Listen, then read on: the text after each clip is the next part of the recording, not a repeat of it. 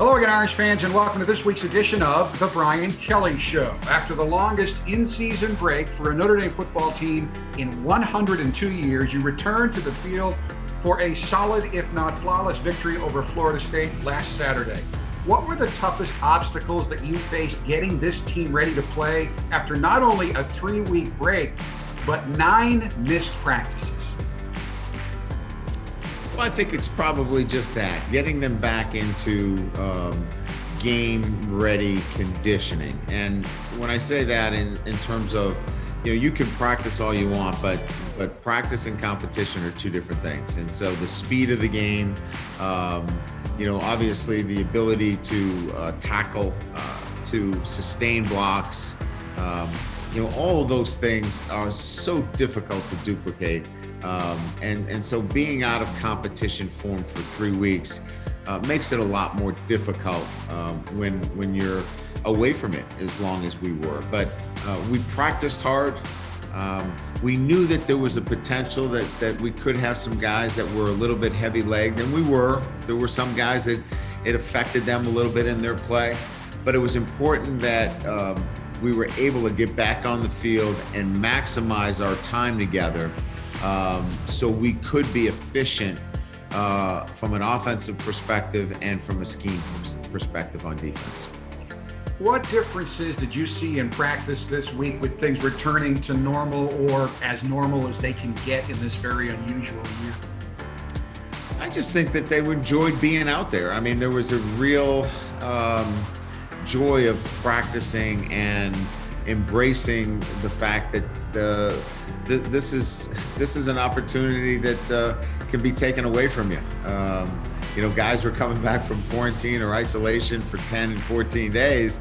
It's so much better to be outside playing football than it is being locked inside. And so, there was a big transition, I thought, this week when we saw guys coming back and we had close to a full roster. There was a lot of energy out on the practice field, and that was great to see. As you know, there have been a bunch of stunning, surprising upsets in college football already this year. Why do you think that is? Well, I mean, rosters are, fluctuating so much more because of the COVID. Guys are either caught in contact tracing or, getting the virus itself. So there's some upheaval to the roster. There's no doubt that that's part of it.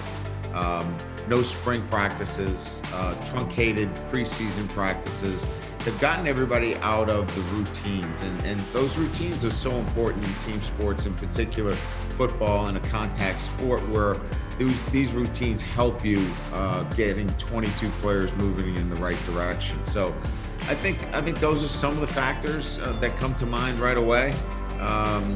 And it's 2020. I think you got to throw out everything as being normal in 2020. Do you think that this has validated? Coaches have always said how valuable spring practice is, but I know you've been asked, it always comes up, do football programs really need 15 spring practices?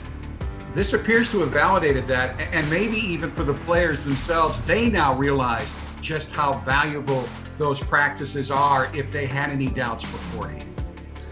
I just think that the fundamental base that you get in spring practice, the fundamentals of blocking and tackling, I just think it goes, to where we are today, and that is we're seeing a lot of sloppy play, and in particular, defenses are having a hard time slowing down offenses because you didn't have those tackling opportunities. You didn't have those opportunities to have true competitive football in the spring. And so I would argue that it does matter in the spring, and to get those extra opportunities, you can build off of them when you get into the summer months in your preseason practices. Folks, we'll break down Notre Dame's big 42-26 win over Florida State right after this timeout. This is The Brian Kelly Show, presented by TireRack.com, the ultimate in contactless tire buying. It's time now for our game breakdown, brought to you by Canon. Kyron Williams fumbles on your first possession and it leads to a Florida State field goal, but you stick with Kyron and on your very next offensive play takes the ball 65 yards to set up your first score. You know, you let that play go, and Kyron did. He put it behind him, and he comes right back with a well-executed play that gets us a huge play and puts us right back in a position to score. And I thought that was a huge turnaround for us from an offensive perspective. 2 plays after that run, Ian Book finds Michael Mayer for an 8-yard touchdown, making Mayer the first freshman tight end to score a touchdown for Notre Dame since Kyle Rudolph in 2008. To have him in the same company as Kyle Rudolph, I would say he probably really enjoys that because he knows a lot about Kyle Rudolph. They're both from the greater Cincinnati area. You know, as you can see, he's a very talented tight end, and we're going to continue to feature him in our offense. Now, you were a little concerned that there might be some rough edges after the 3-week layoff, and there were. A fumbled punt and a drop pass helped Florida State rally and take the lead, but you retake the lead with an 8-play, 75-yard drive, with the key play being a 36-yard reception by Javon McKinley. Yeah, there was some rust, there's no doubt, and we kind of thought that there would be, but the responses that we had offensively really stemmed the tide. And even though there were some miscues that kept Florida State alive, we were able to respond offensively, and Javon McKinley was outstanding. He had a nice day going up against an outstanding corner, and Asante Samuel, who's going to be an NFL player. I thought Javon asserted himself extremely well and made the big plays when we needed. Now, Tyree recorded his first career 100-yard game with 104 yards on 11 carries. Williams finished with a career-high 185 yards on 19 carries, and that means we have to talk more about an offensive line that made it possible for your team to rush. Liam Eichenberg coming back into the game with a swollen left eye, almost swollen shut, and how well Aaron Banks played when Eichenberg was out when you shifted him out to left tackle. You know, when you kick Banks out to left tackle, Dylan Gibbons comes in at left guard, and we go on a 2-minute drive and we score with that unit in there. A big part of, you know, obviously the success we had is those next man in, right? The guy that needs to step up and play. And so, you know, having that kind of selfless, committed group allows you to do things when guys go down. And that's why this is a special group of guys, and we should really take advantage of watching them this year because it's certainly a fun group. Ian Book had an outstanding game, 201 passing yards and 2 touchdowns, 58 rushing yards, another touchdown. But I think his best moments were the way he ran that final scoring drive of the first half. 57 yards on 8 plays in just 57 seconds, and Book ran for 30 of those yards. Yeah, he was really good. Clearly his best game this year. You could argue that this is one of the better games that he's played in quite some time. I thought his management of the game in terms of clock management, in terms of you know, the signaling in and out of the game with 3 weeks off, no false start penalties, a clean communication at all times, formationally, outstanding job there. And then I thought he was accurate. I thought his reads were outstanding. I thought he pushed the ball downfield very, very well. I just think overall, one of Ian's really fine games of his career. Now, neither team would score again, but Florida State did threaten one more time, a drive that ended on 3rd and goal from the 5 when Sean Crawford came up with a big goal line interception to all but wrap up the victory. Yeah, really smart play on Sean's part. We got into our bracket coverage down there, and he just was patient, stepped underneath the sprint out pass. Again, as you mentioned, ended any hopes that they had with a very, very good way to finish off the defensive performance for the night. Tonight's Brian Kelly Show is brought to you by TireRack.com. And while we're talking running, passing, and kicking, the experts at Tire Rack have cornering, traction, and performance of a different kind on their minds. That's why you'll be able to get your tires right at TireRack.com, the way tire buying should be. It's time now for Irish Intel, sponsored by the experts at TireRack.com. This is where we let Coach control the video and get into the X's and O's of why a play worked. And our first Irish Intel play this week is Kyren Williams' big 65-yard run on your first scoring drive. Yeah, this is one of our staple plays. It's an inside zone, but it's with the tight end coming back to kick out the backside end. And what it does is, as you see the tight end come across, it freezes the backside linebacker, because now you have the line going to the right and you've got the tight end going left. So it pauses those linebackers and gives our offensive line a chance to get up on that second level. And you can see it opens up and separates the defense very nicely right down the hash. On the Florida State possession following your first score, Ade Ogundeji comes up with the first of his 2 sacks in the game to help force a 3-and-out for Florida State. You know, this is a great illustration. If you watch Ade, he comes off the edge, and most people think that great pass rushers are just going to beat these tackles with speed. You're also going to counter when you see the depth of the quarterback. The quarterback was shallow in his drop. Ade sensed the shallow drop and countered back underneath the tackle here to the depth of the quarterback. And this is just a veteran move where he counters back off the speed rush and is in there to make the sack. Again, a veteran move by a guy that's played a lot of football for us and certainly a big play for us. Coach, in the second quarter, Ian Book finds Michael Mayer for a 17-yard gain to the Florida State 5-yard line to set up your go-ahead score.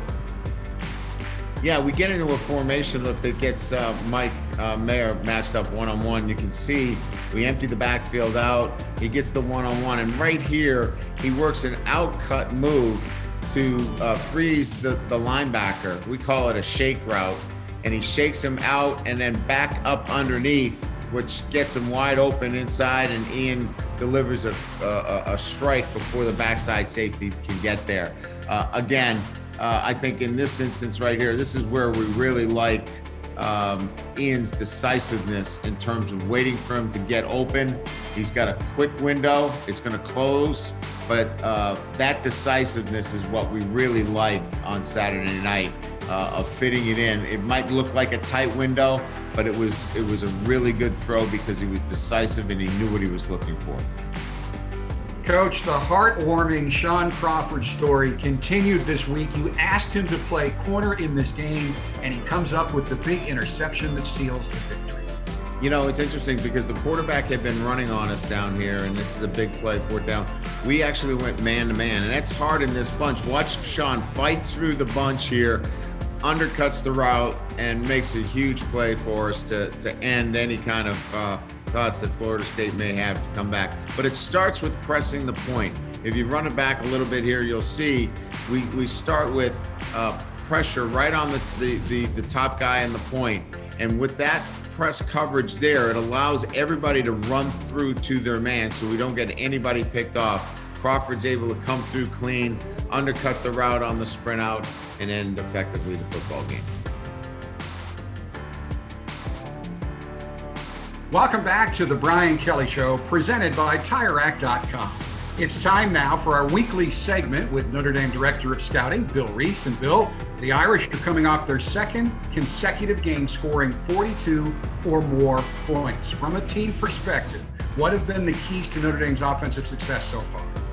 Well, I think the offense has really had a good blend of balance, really taking advantage of the personnel that is available, multiple tight ends, obviously highly productive at running back, starting to get the receivers back healthy. So it's been a good blend of balance of running the football and being very efficient with the passing game.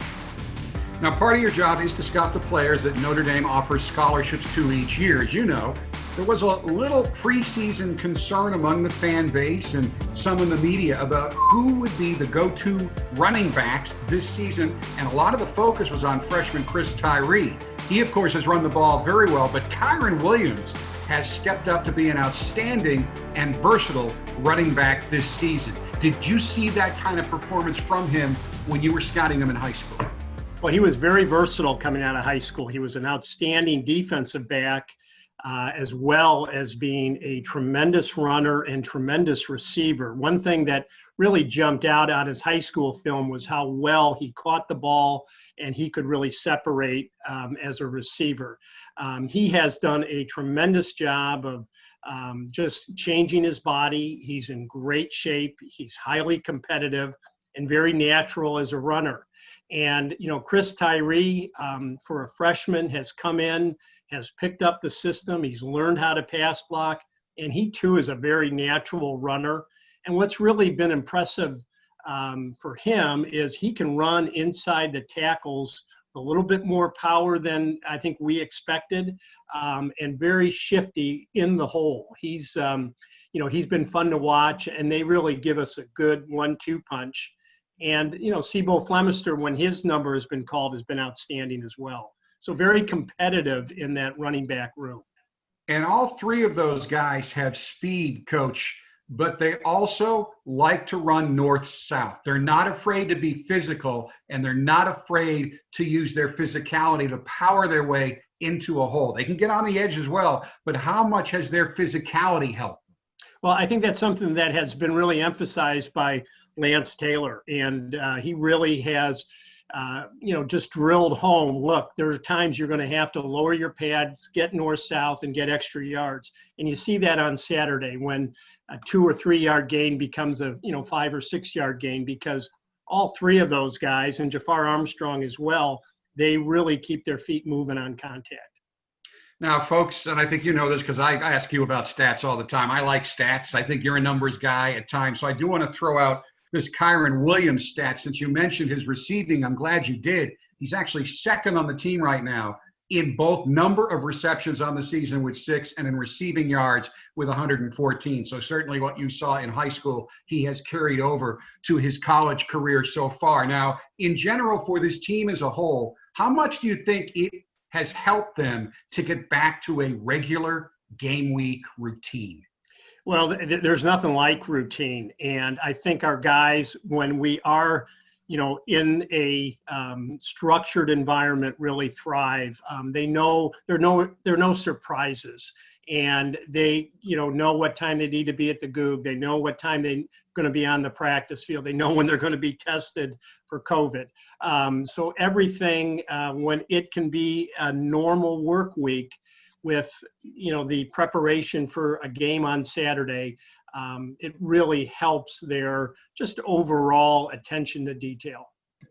Louisville is struggling right now. They are 1-3 in the season with their only win over Western Kentucky, and they've lost all 3 of their conference games so far. But they were picked to finish 4th in the league. And, Bill, we saw last year just how athletic they are, plus they can score points. So when you were putting together scouting reports on these guys before we got into this week, what jumped off the video screen about the Cardinals to you?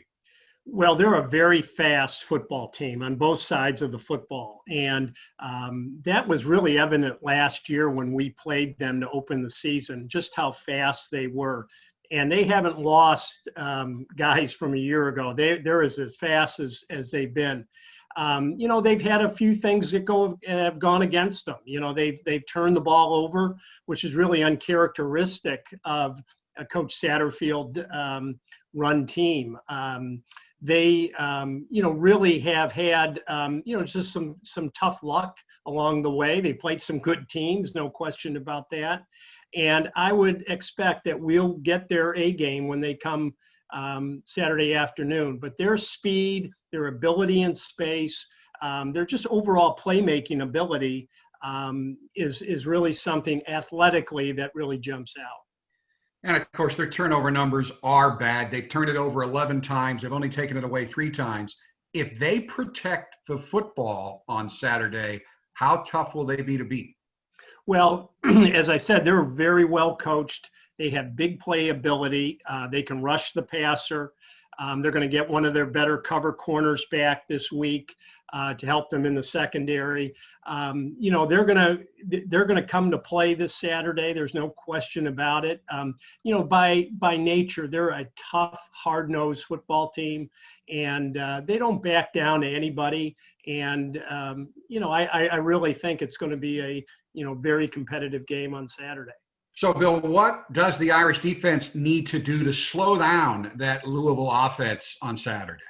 Well, it starts with stopping their run game. They have two excellent running backs. Hawkins is 8th in the country in rushing. He has just great vision and burst in the hole. And Hall, his backup, gives him some rest. He gives him some power when he's in the game. So they've got a good tandem at running back. So that's first and foremost. And then Cunningham, their quarterback, has been very productive running and throwing. He's really a complete player and does a nice job running the offense.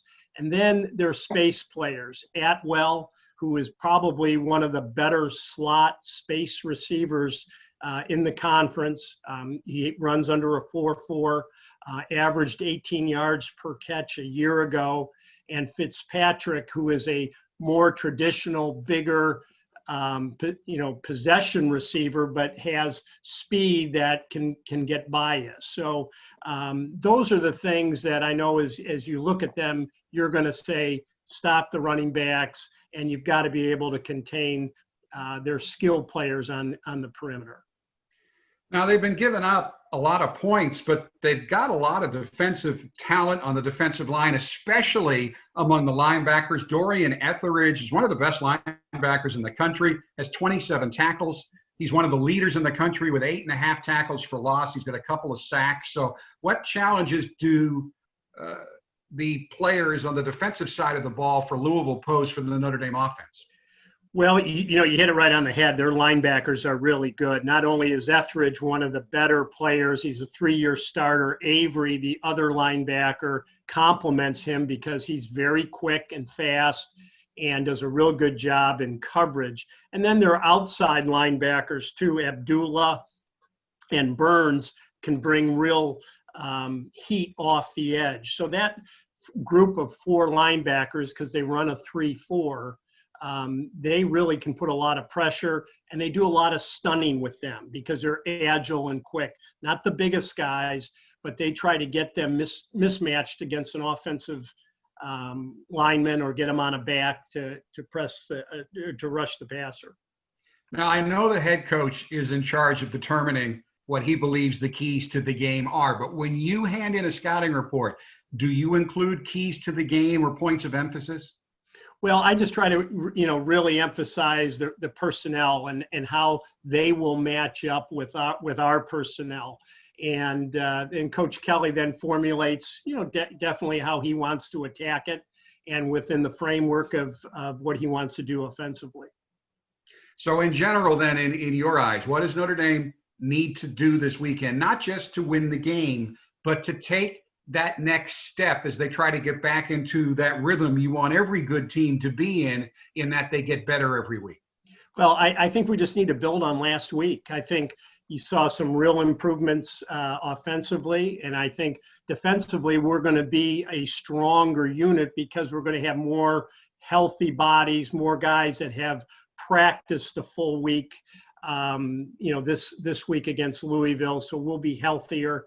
And just build on what we've been able to establish on both sides of the ball. And that's, a physicality and smart football. Bill, as always, a pleasure. Enjoy the weekend. We'll talk with you next week. Okay. Thank you.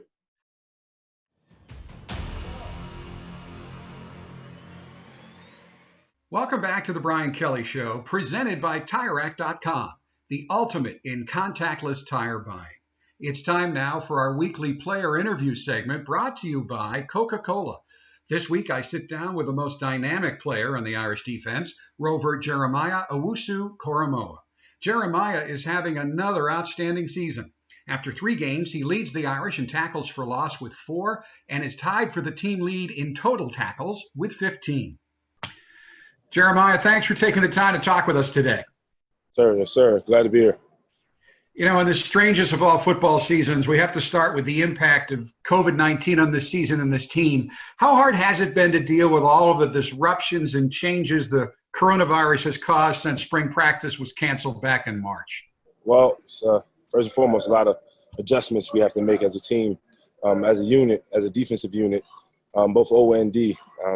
They sent us home. We had to find ways to work out. The coaches sent us different stuff to help us continue to get better, sent us weights, sent us, protein, whatever we needed. So I think the coaches did a good job on helping us to continue to grow at home. But it's been tough. Any type of change will require some type of capacity of, perseverance. So it's been a challenge, but I think we've, hit that challenge very well. So. And how grateful are you that you actually get to play football this season when for a while we were not sure there would even be a season? Man, I'm very grateful. All praises to the Most High. First and foremost for allowing us to be in the independent conference starting off, having almost a decision whether to play or not. I know you have, the SEC and, Pac-12 and Big 12. Everybody has their individual, contracts and things they have to figure out. So, Notre Dame is Notre Dame, and that's why we are who we are. So I'm grateful to be at this university and grateful to, have the opportunity to continue to play football. What did you think it was going to be like to play in front of just 10,000 or so fans in Notre Dame Stadium, and what did it turn out to be like for you? I thought it was going to be, the same atmosphere as far as our fans, because the nature of who our fans are. But in the extent that what it turns out to be, I feel like it was a little better, than, so-called, 20% of our stadium or 15% or however it was. I felt like it wasn't anything different to, how we used to play in high school, how we used to play in Little League, things like that. And, the most important part is the teammates on the field and the energy amongst the team. Of course, the fans have a big impact, but I don't think it was anything too much. You are on a roll, my friend. You tied for the team lead in tackles last season with 80 and led the team in tackles for loss with 13.5. After 3 games this season, you are again tied for the team lead in tackles with 15, and you lead the team in tackles for loss with 4. How did you become such a disruptive defensive player for Notre Dame? Man, first and foremost, all praises to God, man. Secondly, I think it was about patience for me. Coach Lee is a big mentor to me, and that he usually, gives across this message of patience, wait till your turn, or, and in this process of waiting, it's an active word. You have to be studying film. You have to be, speaking with the guy that's in front of you. You have to be grabbing all types of knowledge that you can in this process of waiting. And I think that process of being so patient and taking in all that you can, when you're ready to explode, you can really go. And that's what Coach Lee, and that's what the players in front of me, and all types of guys, and just the university in itself. You want to live up to the standards, and you want to surpass the standards. Coach Lee always says you want to leave the place that you were at better than you found it. So that's what my mindset is going into this. Now, you play the rover position. For fans who might not fully understand the responsibility of the rover, can you explain those responsibilities in layman's terms? Well, in basic terms, be ready to play any position come Saturday. It's a lot of, out on the edge, guarding the perimeter. You can be in the block sometimes. You can be on the edge. You can be the last man on the perimeter. It's a lot of here and there. So you have to really key in on all the positions, really know what everybody's doing around you, so that if you have to be stuck in one of those positions, you can be ready to play it. So, and one word is the rover position is versatility. And I've heard a lot of times it's like playing linebacker, but other times it's like playing safety. Would you agree? Absolutely. Yes, sir. I know you feel badly about Paul Moala's torn Achilles tendon. He was playing really well, both as your backup and handling other duties. Now Isaiah Pryor moves up on the depth chart to be your backup. How are you getting him up to speed on the intricacies of the rover position? Well, Isaiah came from Ohio State, and ever since he came here, he's been one of the more locked-in players that we have on the team. And him stepping into that position and that new role, he's taking it on really well because when he was behind Paul, he played as if he was a starter. Everybody is encouraged. Anybody that's second or third or fourth, or even on the scout team, they're always encouraged to play and to study just like they're the starter. So it's no problem for him to step into that role because that's how his mind has been trained. Now, I don't know if you keep track of such things, but you are on the watch lists for the Nagurski, Butkus, Bednarik, and Lott Awards. Basically, every award there is for a defensive football player who is not a lineman. As I read that list, what went through your mind? Honestly, all glory to God. It's been a long road. From only starting to play football, 10th grade year. In terms of high school football, I used to play rec league in 9th grade. Not even wanting to play football at sometimes. As a little kid, you put the helmet on. I started crying when I first got a helmet, because it was too tight. But even in that terms, when you list off those names, I think about my teammates. I think about my parents and the sacrifices they made.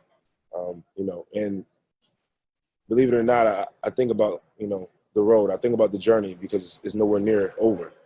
The key word that you said was watch list. The key words that you said were watch list. Which means that you have not won, the award yet. So therefore, when I hear those names, I think of continuing on this process, continuing on this journey, and ultimately to follow in the same path that I did to get to this point so that I can win the awards.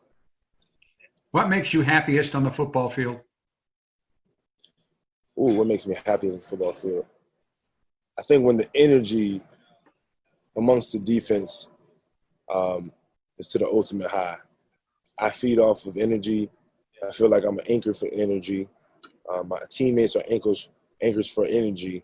And when the energy is to the highest point, which means that we're playing well, or we could not be playing well. And, Coach Lee has a saying, it's called head, body, head, body.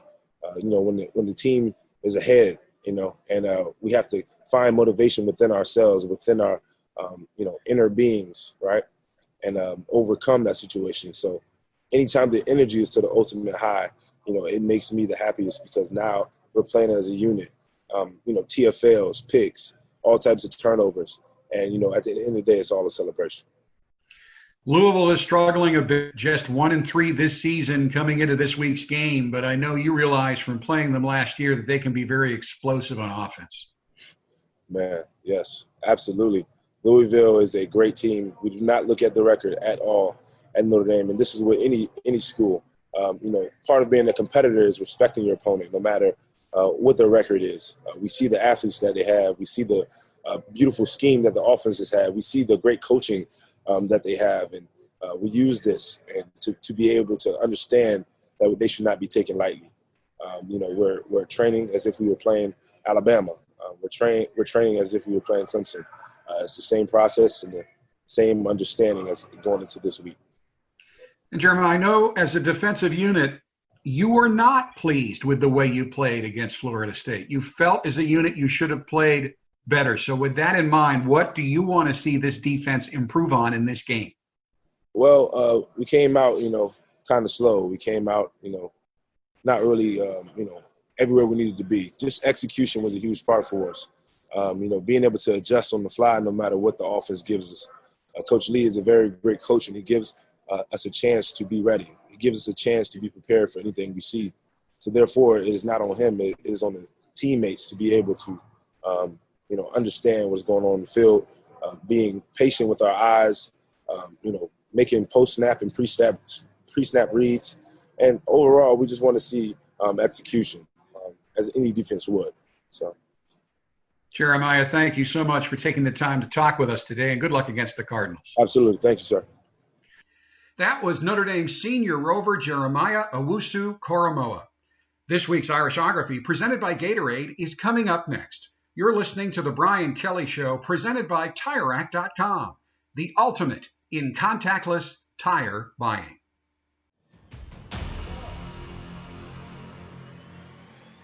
Welcome back to the Brian Kelly Show. For more than 50 years, Gatorade has fueled the best athletes to rise to the occasion during their biggest moments. From young athletes just starting to turn heads to some of the best athletes to ever play their games, Gatorade shows they are the proven fuel of the best.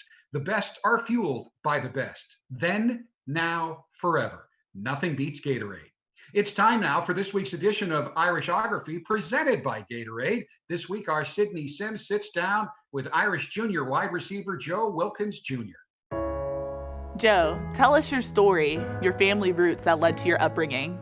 So I was raised by my mom, me, myself, and my two sisters. Grew up in Tampa, Florida originally, and then 8th grade, my mom found opportunity down south, 2 hours south, in Cape Coral, Florida. So we moved down south, and my mom brought us all together. Before you were born, tragedy hit your family. Can you tell us a little bit about that background? So before I was born, my father was murdered, actually by his best friend. I always would hear stories about how great he was, always trying to do something for the next man, always the laughter, always a joy to be around, and I just never got to meet him, never got to see him. I would always just hear how much I look like him. My mom would tell me I even write like him. So it's just insane that I never met him, but I carry these characteristics of him. You wore a Mariners jersey to the football lifestyle shoot over the summer in honor of your dad. Can you describe that deeper meaning of what wearing that jersey represented to you? It was really for my mom, the reason I wore that jersey. My uncle actually gifted that to me on my birthday. When I was younger, when I was gifted this jersey, I couldn't wear this, so I actually hung it up in my room, and I always just kept it there, and it was a piece of my father. It was the only really piece of my father I had. So I would always just look at it and just waited for the day that I could be big enough to wear it. So for the shoot, I made sure I brought it because I can finally fit it now, so I can get pictures in it for my mom. Besides the jersey, I got a tattoo that my father had. It's the Wu-Tang W, but instead of Wu-Tang in the middle, it has Wilkins, my last name. So the very first tattoo I got was with my mom, and it says, "I am because you are," and it's on our ribs on our side. Growing up, your family had to overcome a lot of obstacles and adversity. Did you use sports as a way to be therapeutic or as an outlet? Definitely. When I'm in between the white lines on the football field, it's just my sanctuary. I just have a clear mind. I'm focusing on the play. I'm focused on my responsibility. I'm not worried about anything else in the world. So to be able to play sports, or whether it be football, basketball, run track, baseball, whatever it is, I'm focused on what I have to do to help my team win. So I'm not thinking about anything else. So for me to play sports, it definitely took my mind off outside things. Way down the line, when you decide that you want to have children, you want to name your son Joe Wilkins III, what weight does that name carry to you? Carries a lot of weight. My dad, even though I never got to meet him, the stories that I heard from everybody around him, whether it be his mom, my grandmom, my mom, his best friends, my uncles, everybody tells me just how great of a man he is. And hopefully, I'm guessing people say the same about me. I feel like I'm very charismatic and very loving and open and there for anybody. So just to be the best man you can be. I know my dad was on the path to be the best man he could be, and I'm trying to be the best man I can be. So that name carries a lot of weight. Joe, thank you so much for taking the time to sit down with me and share your story. It was great. Thank you.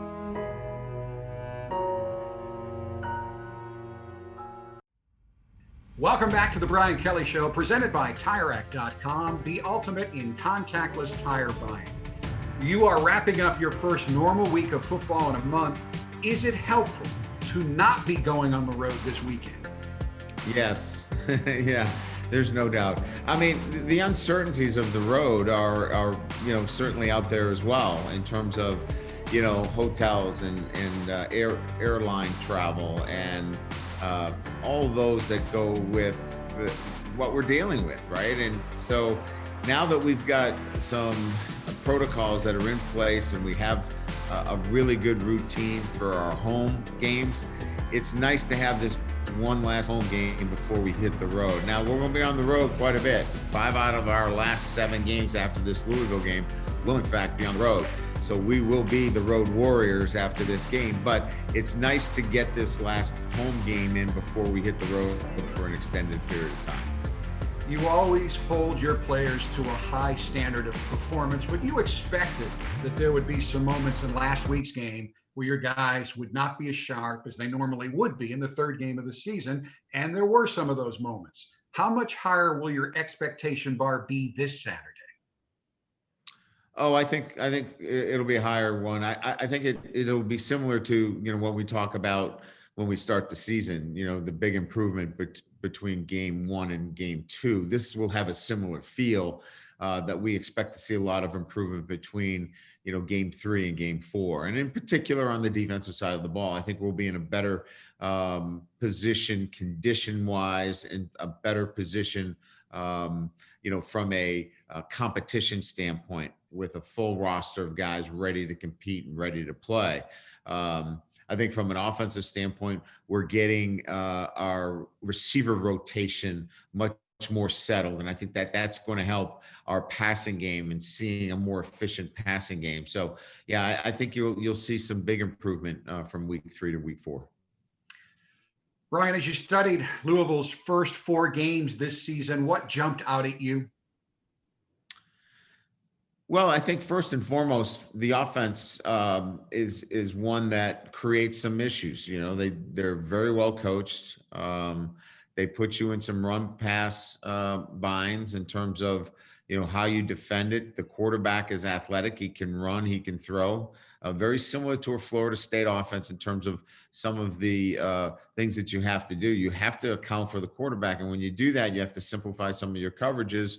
You put some guys into man-to-man. Atwell, Fitzpatrick, those guys are really good at the wide receiver position. They've got some outstanding backs.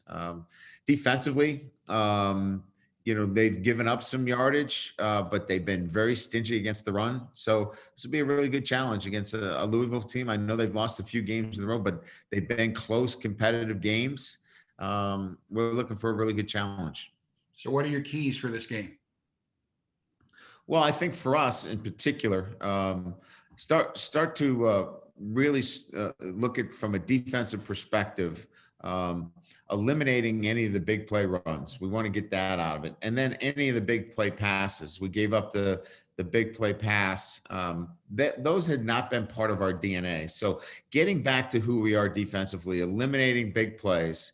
And then from an offensive standpoint, continuing to run the football, but show a little bit more vertical passing game. I think that's what we'll be looking for on Saturday. Brian, thank you. Good luck Saturday. Thanks, Jack. Appreciate it. Folks, it's Notre Dame in Louisville, 2:30 p.m. kickoff Saturday in Notre Dame Stadium. The pregame show on the Notre Dame Football Radio Network gets underway at 1:30. That will do it for this week's edition of the Brian Kelly Show. Coach and I, of course, will return next week at this time to update you on all things Irish football. Until then, for Coach Kelly, I'm Jack Nolan. Thanks so much for tuning in, and as always, go Irish.